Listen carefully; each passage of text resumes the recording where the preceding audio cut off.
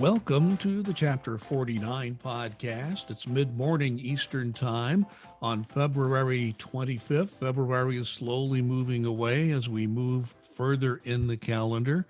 We always think spring may be around.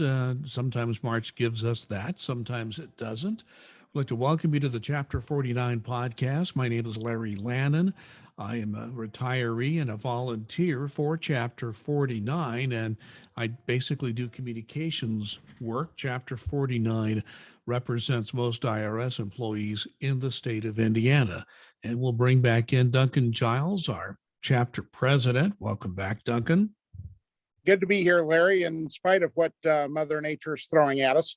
Yeah, we say even though we're late February is only good because we know if we have bad weather, it won't hang around for a long time. It tends to go away, but it's still not easy. Here in central Indiana, we had some challenging road conditions this morning in some areas. Some schools were delayed. The schools where I live went ahead and started on schedule. That wasn't true everywhere in the area where Duncan and I live. I want to start off with a very serious matter. We'd be remiss if we didn't say something about this, because on this date, we're in the middle of basically an invasion of a European country, which we have not seen since World War II, either 1939, 1946, pick your date. This is something people thought was over in world history, and now we're seeing it again. And my brief comment on this is the reason that this is happening is because Ukraine has chosen the model of democracy, much like the United States and the nations of the European Union, and they're being punished for that, to put it just as simply as I can. They have set up a democratic government. They have a civil service much like ours. And as a result of that, an autocratic government in Russia is invading them. The entire world is beginning to react. I think that's the good thing. I'm going to ask Duncan Giles if you have any thoughts on the matter at all. My heart goes out to these people of the Ukraine for having to endure this. And, of all the good people in Russia who don't want it, you saw, there were photos of a huge demonstration in St. Petersburg for people who are against this. So this is not the action of the Russian people. This is the action of a few at the top, as you said, going against something because they have the nerve to want a democratic, free society. Yeah, there's a big history there, and we're not here to give history lessons, but we just feel for the Ukrainian people and for some of the Russian people who don't want this either, and they're taking huge risks. I mean, in America, we have the right to assemble. In Russia, you don't. You could be arrested for being out on the street doing a demonstration. So your heart goes out to the Russian people who are not in favor of this, the Ukrainian people who are fighting for their own democracy. So we'll leave that as it is. I think we all need to realize why our democracy and democratic government with a small d is worth preserving and worth cherishing. So with that in mind, we will get to our business of this week. Let's get to our business. And the first thing we want to talk about is the surge. We talked last week, we had two really terrific guests. We had Doreen and Ken, two people from the NTU National Office, Doreen being a top elected official, Ken Moffitt being one of the staff members at the very high level. So Doreen Greenwald and Ken Moffitt gave us a very good rundown on what was going on with the so-called surge, the surge taking people from one part of the service and having them try to bring down the paper inventory. Last data that we received from the management to the national union is as far as number of cases. That could be any kind. That could be a paper return to be processed, an adjustment, an amended return. There's a whole panoply of things this could be. Each case, 6.5 million cases in IMF, the individual returns, 4.5 million in BMF, the business returns. So this is, considering that the IRS is staff challenged as it is, budget challenged as it is, this will be a very tough job for whomever is being moved over to do this. So Duncan, I know there's a lot that goes with this. Tell me what you know. Yeah, this is just a situation that has been unfortunately years in the making. The folks in the service centers, they've been closing down submission processing centers because they don't need it according to, high IRS folks, because, there's not that much paper going on. Well, guess what? There's a heck of a lot of paper going on. As you alluded to, there's over 10 million documents that need to be taken care of, when at the end of the year, there's usually around 100,000 or so. So it's just an totally unmanageable number. We had the first surge, which brought back people who used to be in accounts management. Now there's going to be what they're calling a second surge. And these are going to be folks who are working in the campuses in collection and an exam in 3 of the service centers, total of about 600 folks that are going to be basically doing that work now. So they're throwing what they can at it, but it's not going to be A, near enough, or B, I'm worried it's hardly going to make a dent in this, just because of the fact that there's just too few people doing the work. And that's because we haven't had the retention that we've talked about last week and talked about numerous times. And it is so tough to hire folks at that level, especially in times of a tough labor market. So there's a bunch of circumstances that are coalescing to make this a very, very difficult proposition. And it's just extremely tough on the folks who are being drafted against their will to do this work. And National NTU is doing what we can to blunt this, to make it as painless as possible. But IRS has invoked what they're calling an emergency, which they have the right to under the national agreement, to basically enforce this. We can work on the impact and implementation of what they're doing, but they do have the legal right to pull these folks to do this work. And it should be noted, about a week ago, we had our last podcast. One of the questions you asked Darian Greenwald and Ken Moffitt, what about a second surge? We had no announcement of it at that time. And sure enough, those rumors you were hearing came to fruition. And we had that second surge with basically enforcement people, or compliance people would be the better word to use for that, collection and examination. So IRS will be doing less collection of tax, less auditing, just to clear out this paper inventory. Now, I know that has to be done, but there's no way to do this painlessly. There will be a price to pay for this surge. Yeah, it's robbing Peter to pay Paul. So not only are the collection and exams slowing down, but the ones that are already going on in process, where taxpayers and their representatives will have questions that need to be answered from these folks, are not going to get answered, because they're going to be a heck of a lot less of them, anywhere from 25 to 50% less of these units, because they're being detailed to tackle this. So it's just one of those things where, they wanted to have all these people brought over to be on accounts management so they could detail or not some people to work the paper. We're still unclear on that one.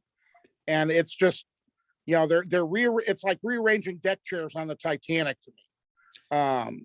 It's just a tough situation.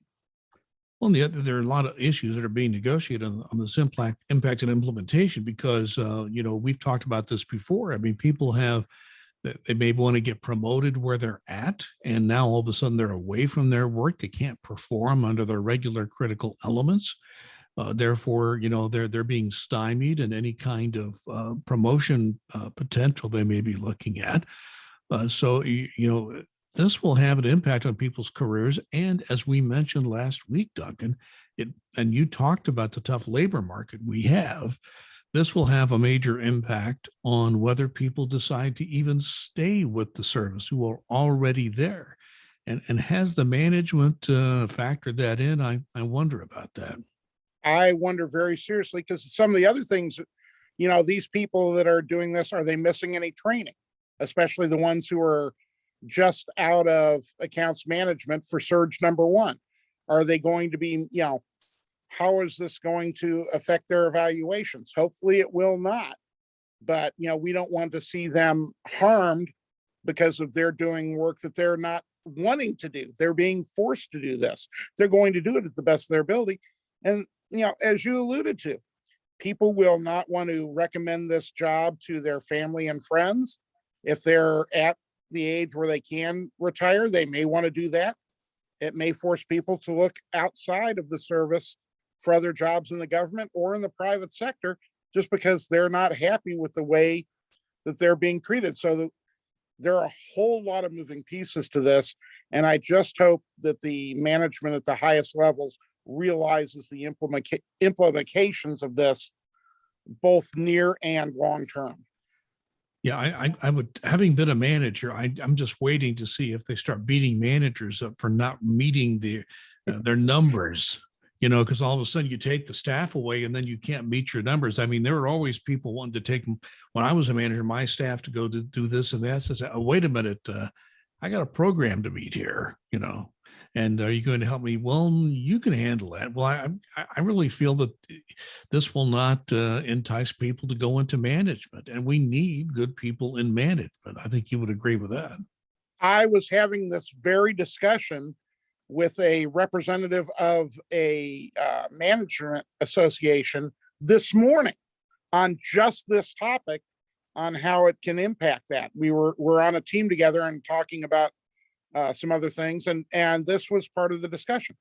Why would folks want to go into management if they're going to be hammered for not getting their program done, for because of no fault of their own, trying to motivate people who are going to be highly upset because they're being forced to do something that they don't want to do, or have actively taken other jobs to get out of doing. It is a very, very tough situation in so many ways. We're going to continue to watch this. Let me ask you this: where are we at time-wise? Are these people actually moving to these other jobs now? Are they in the process of it? Where's this whole thing timeline-wise at this point? Surge number one, and God knows how many surges we'll end up having by the end of this. Surge number one is looking to take place starting next week. Surge number two, where they're going to be moving these campus employees, is scheduled to take place by the end of March, and also run through the end of the fiscal year. Now, when we sit there and ask them, is this going to be done at the end of the fiscal year, we still can't get a clear answer from that, because of course they're not sure how big of a dent this is going to make. National NTU, I can tell anybody that's listening to this, National NTU is busting their butt to make sure this is as painless to the employees as possible, because every chapter leader knows how much that this is impacting and affecting employees, both BU and NBU, that don't want to have this happen, but it is happening. So we're trying to lessen the impact as much as we possibly can. Let's move on to another subject. I'm not sure it's any better, but it's one we're dealing with as well, the RTO, the return to office. One thing I found out from Ken Moffat in our last podcast almost a week ago, or about a week ago, I asked him, okay, when there's a return to office, will it be all at once, 30-day notice, and boom, everybody's back under the old rules all of a sudden? And he said something that kind of surprised me, but it's part of the discussions that he said were going on and up to this point with the management and the union, that there might be a phased in sort of situation, because as I mentioned, we have people who for a year or two have been working quite effectively and efficiently from their home every day, rarely if ever coming into an office. This is going to be a big change, because they're going to have to be in the office at least 2 days every pay period, maybe more in a lot of situations. But at least the management seems to recognize that and realizes there has to be a transition. This will be a very big change in the way people do business.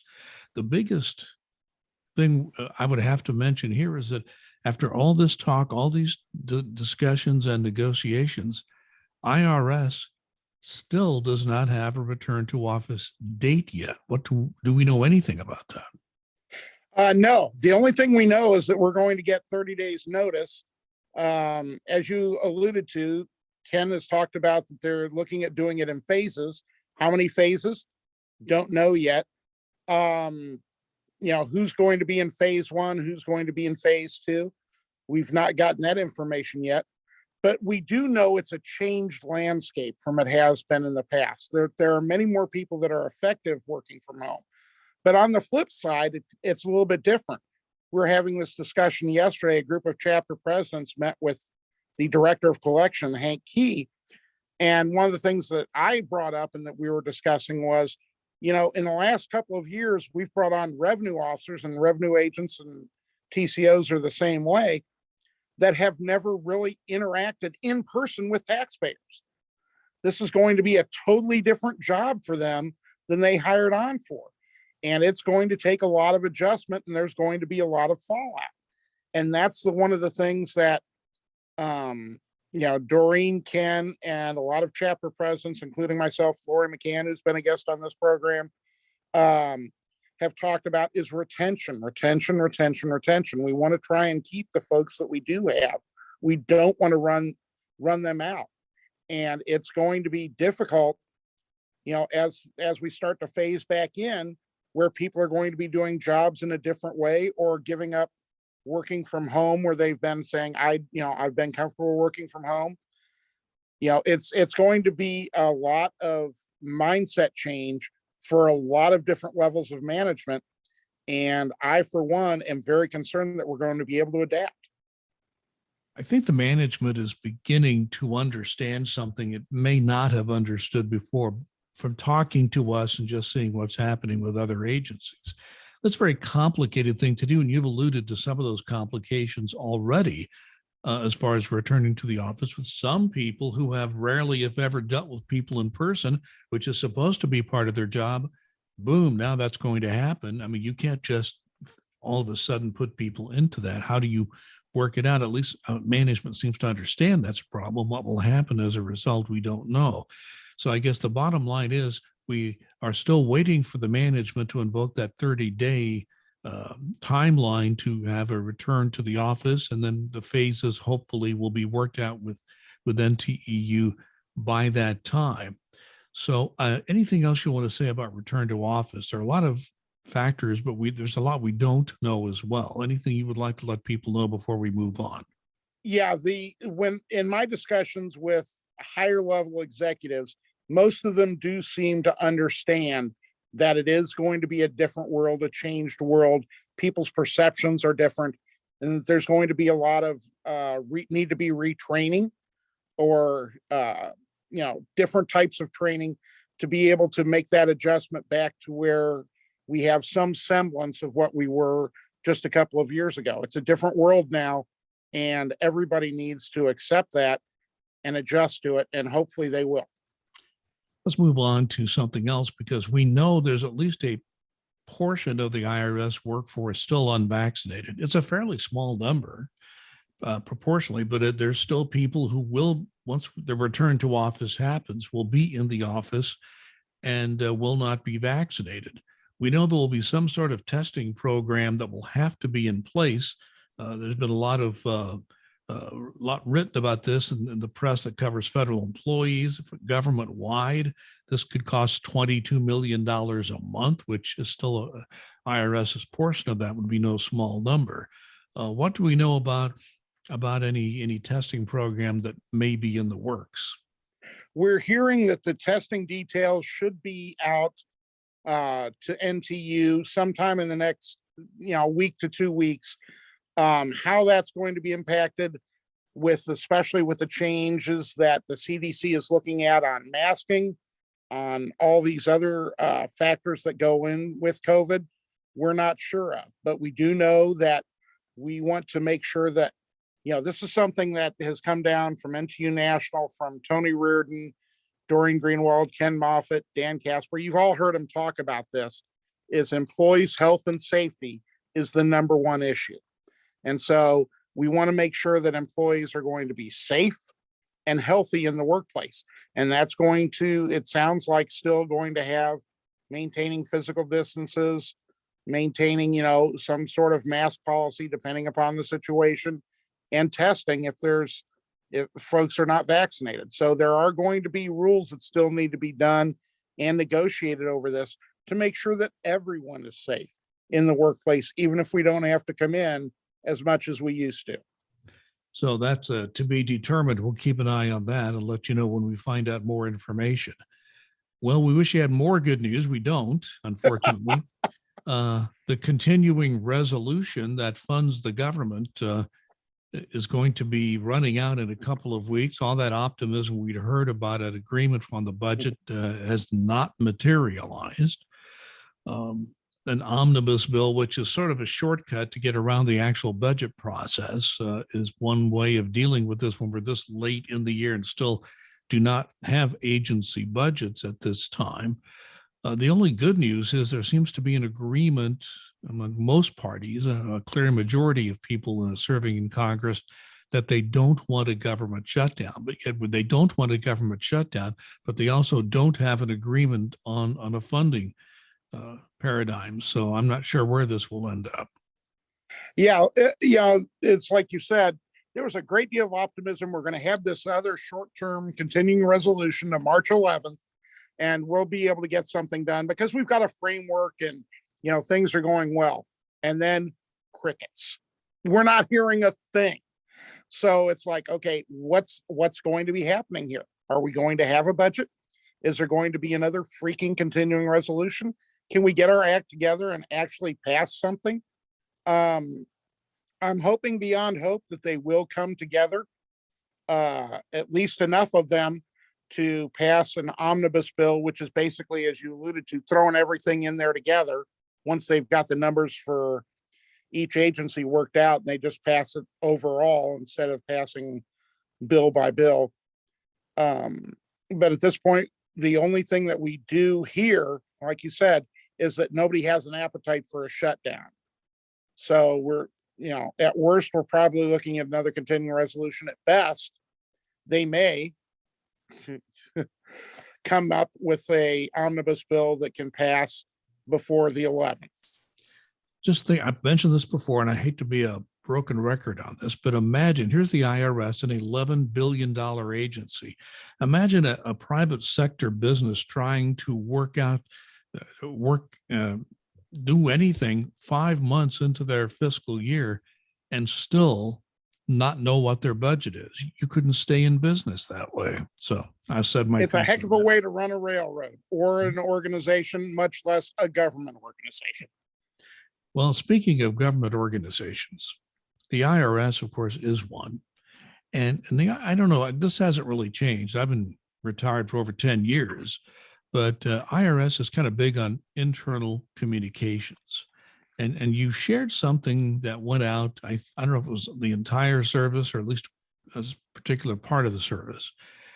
And I don't know why this particular subject was chosen, but they decided to write about the cave syndrome. And they gave tips on how to deal with the cave syndrome. And even in that piece that was written, the writer admitted it was not a psychological term. It's not a medical term. It's a term people like to use when they're, I guess this cave syndrome has to do with working out of your home all the time, other kinds of situations. But Duncan, you have received some professional guidance on this so-called cave syndrome. What can you tell us? Yeah, this is something that was on the IRS headlines a few days ago, and it basically, I think it was a well-meaning attempt to talk about some of the issues that happen because of the pandemic, because you're at home, things of that nature. So it tried to give out some tips. Being that I have a very well-trained professional that I can go reach out to on this, my daughter Madison, who happens to be a mental health professional and a darn good one. Her response to this was almost like smacking or doing the face palm.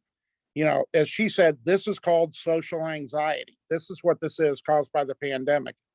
And some of these tips that they gave could lead to further social anxiety instead of relieving it, which is what both struck you and myself about these.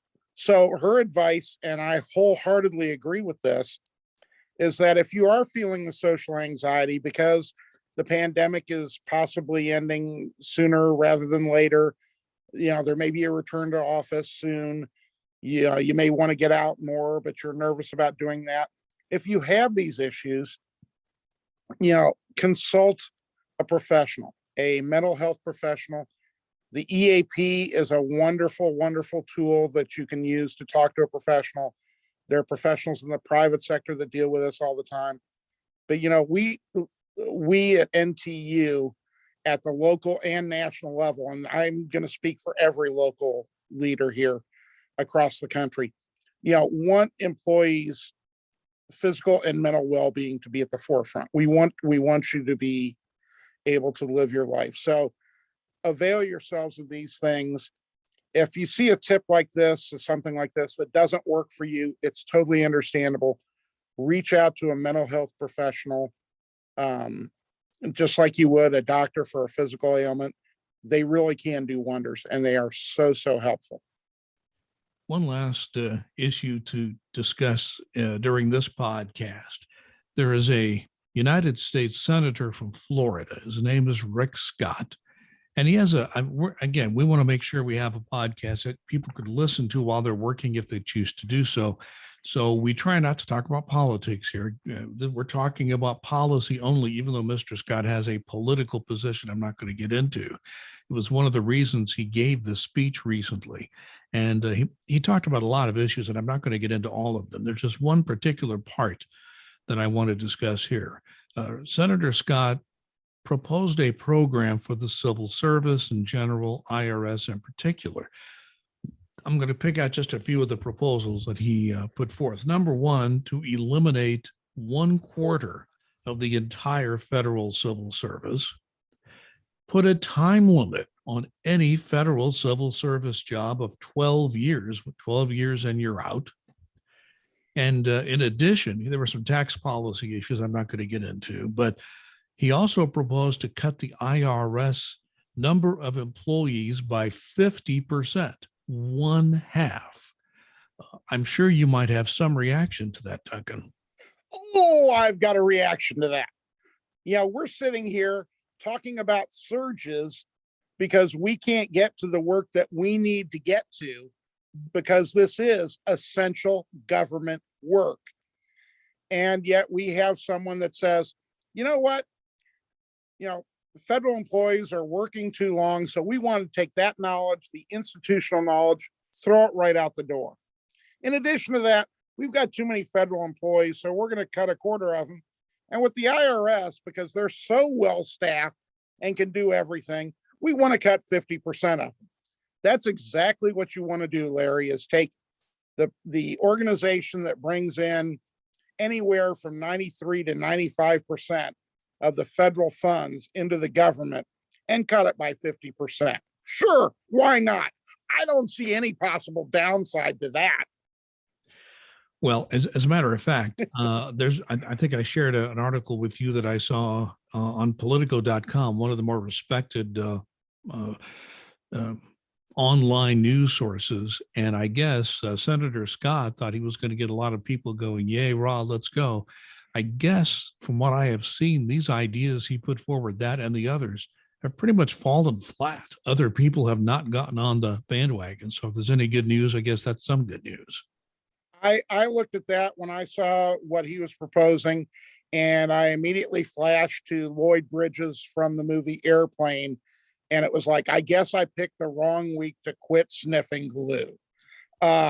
Because it was that's just nuts. It literally is just nuts. Any final comment before we wrap this up? As we started out talking at the top of the podcast, I do feel for the folks in the Ukraine that are just being literally killed for wanting to be a democracy. And this being Black History Month, we've got so many Black pioneers that have strive to help our democracy along. And these folks in Ukraine are building up for democracy. It all goes back to a free and open society. And, we need to recognize these people, you know, whether they're patriots of any color, stripe, gender, whatever it is, and thank them and help them where we can. And at the very least, give them our heartfelt support for what they've done or what they are doing or going through. Just heard Duncan Giles, our chapter president for Chapter 49. We are from Indiana. We represent most IRS employees in the state of Indiana. We are very, very happy that you chose to join us. And if you like our podcast, you can link to it and send it to other people.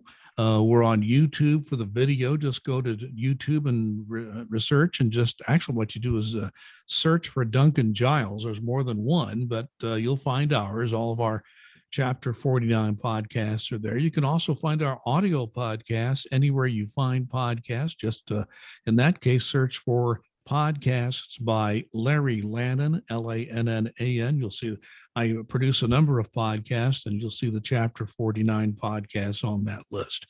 So we hope you're doing well. Please be safe and be kind.